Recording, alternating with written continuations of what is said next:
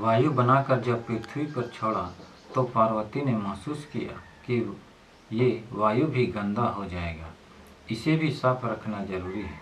तब भगवान ने पेड़ बनाया, पेड़ के साथ पत्ता बनाया और नया पत्ता के लिए मौसम के अनुसार उगे, ऐसा उन्होंने वचन दिया। वायु के बन जाने से अब कोई चीज को धोने के पश्चात सूख जाता था। भगवान ने मिट्टी और पानी को समान समान बनाया था। यह देखकर पार्वती बोली कि धरती में पानी का कोई भरपाई नहीं हो पाएगा। तब भगवान ने पानी का मात्रा को बढ़ा दिया, तब सही हुआ। भगवान शिव ग्रहों को बनाने से पहले सूर्य को बना चुके थे। अब पार्वती बोली कि बारिश भी होना चाहिए, इसके लिए अब क्या करना होगा।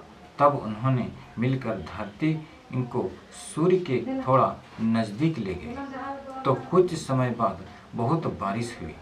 पहले तेज गर्मी, उसके बाद बारिश। इससे थोड़ा मिट्टी बह गया। मिट्टी के बहाव को रोकने के लिए शिव पार्वती ने दोनों ने मिलकर घास बनाया।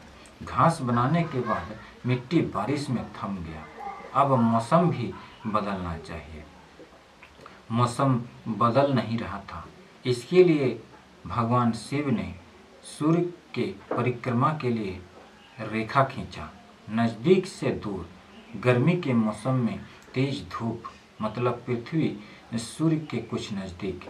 इसलिए गर्मी मई जून के महीने में फिर कुछ समय के बाद बारिश होना, इसके बाद पृथ्वी का सूर्य से दूर होने पर जाड़ा का मौसम। इस तरह से पूरा तैयारी हो चुका था। फिर पार्वती बोली, बहुत अंधेरा है, अब पृथ्वी को घूमते हुए सूर्य का परिक्रमा करना चाहिए। आपका पृथ्वी अपने स्थान पर नहीं घूमने के कारण एक तरफ अंधेरा और एक तरफ उजाला है। तब भगवान शिव ने पार्वती को आदेश दिया, तुम पृथ्वी को घुमाते हुए सूर्य की परिक्रमा करवाओ। भगवान शिव ने पृथ्वी का सूर्य का परिक्रमा कराने का काम पार्वती को दिया। अब दिन और रात अच्छी तरह से हो रहा था। अब फिर पार्वती बोली कि आपका रात के समय बहुत अंधेरा हो जाता है। अंधेरा को हटाने के लिए भगवान ने चंद्रमा को बनाया। पार्वती के कहने पर ही भगवान ने एक ऐसा दर्पण तैयार किया जिससे सूर्य की किरणें परावर्तित होकर जिस ओर धरती में अंधेरा होता उस ओर उजाला हो जाता। भगवान ने चंद्रमा को बनाने के बाद सूर्य की परिक्रमा करने चंद्रमा से किरणें परावर्तित होकर धरती पर पड़ रहा था। भगवान को लगा सब कुछ ठीक हो गया, लेकिन ये चंद्रमा तो पृथ्वी पर आकर लटक रहा है। तब उन्होंने पार्वती को आदेश दिया कि सीमित दूरी पर चंद्रमा से पृथ्वी का परिक्रमा कराना चाहिए और पृथ्वी सूर्य का परिक्रमा कराना चाहिए। यह जिम्मेवारी हमेशा के लिए भगवान शिव ने पार्वती को दिया। फिर भगवान स्वयं पृथ्वी पर विराजमान हो गए। इस तरह से पृथ्वी बनकर तैयार हो चुका था। अब भगवान ने सोचा कि हम दोनों को मनुष्य का रूप धारण करना चाहिए, क्योंकि इस समय तक शिव और पार्वती का कोई रूप या कोई आकार नहीं था, वे निराकार थे। अब तो पृथ्वी बनकर तैयार था। तब भगवान के मन में आया कि धरती पर नर और नारी का रूप धारण करना चाहिए। इस धरती में जो सर्वश्रेष्ठ प्राणी होगा उसी रूप में भगवान भी रहेंगे। इस धरती में प्राणी तो बहुत होंगे, परंतु उनमें से उत्तम दिखने में अति सुंदर हो हम दोनों शिव और पार्वती उसी रूप में होंगे, ताकि भविष्य में मनुष्य इसी रूप में सेवा करे और पहचाने कि ये भगवान शिव और पार्वती हैं। इसके बाद नर और नारी का रूप धारण करने में बहुत समय लग गया। कई युग बीत गए। भगवान शिव का कहना था कि नर का रूप ऐसा होना चाहिए। पार्वती बोल रही थी कि नारी का रूप ऐसा होना चाहिए। तब भगवान बोले, तुम ऐसा रूप धारण करो जिसे देखने में सुंदर हो, ताकि नारी जाति का रूप नर से अलग हो। ऐसा रूप हो नर और नारी को देखकर आकर्षित हो। इसके लिए पार्वती को नारी का रूप धारण करने में बहुत समय लग गया।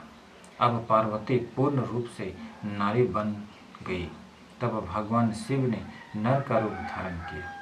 पार्वती बोली कि आपका रूप नारी से कुछ अलग होना चाहिए।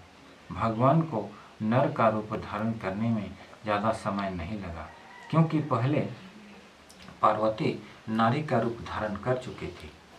तब भगवान ने नर का रूप धारण किया तो पार्वती बोली कि ये क्या, नर और नारी में अंतर होना चाहिए। तब भगवान शिव ने मूंछ और दाढ़ी बनाया ताकि नर और नारी में अंतर दिखे।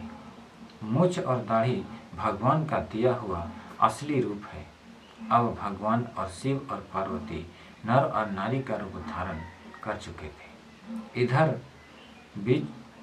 भगवान के कहने पर पार्वती अति सुंदर नारी बन चुकी थी। मगर ये क्या, भगवान शिव स्वयं पार्वती को नारी के रूप में देखकर मोहित हो गए, क्योंकि भगवान को नारी का ऐसा सुंदर रूप पहली बार देखने को मिला था।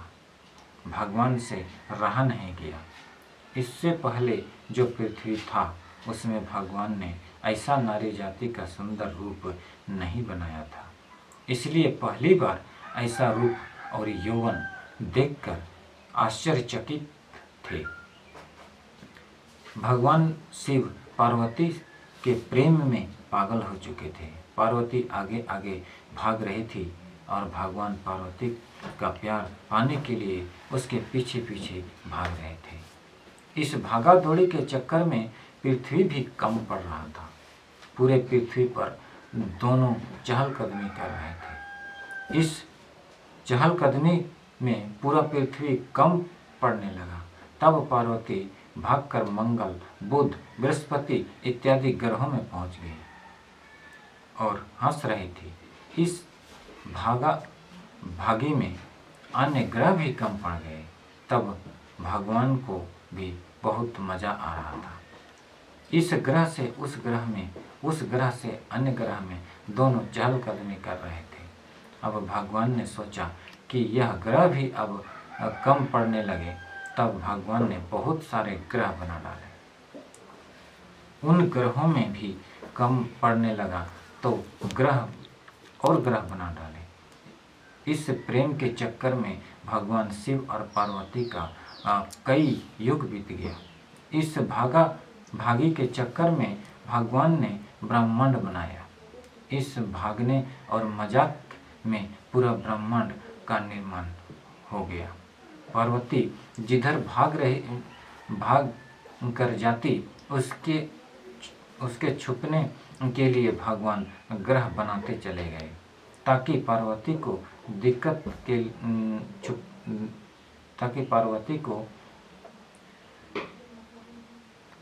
दिक्कत ना हो। अब वे दोनों पूरे ब्रह्मांड में सैर कर रहे थे। उस समय दोनों को होश नहीं था कि आगे क्या होगा। दोनों प्रेम में मगन थे। भगवान शिव और पार्वती को मालूम नहीं था कि भागने और ग्रह बनाने के चक्कर में कितना बड़ा ब्रह्मांड बन चुका था।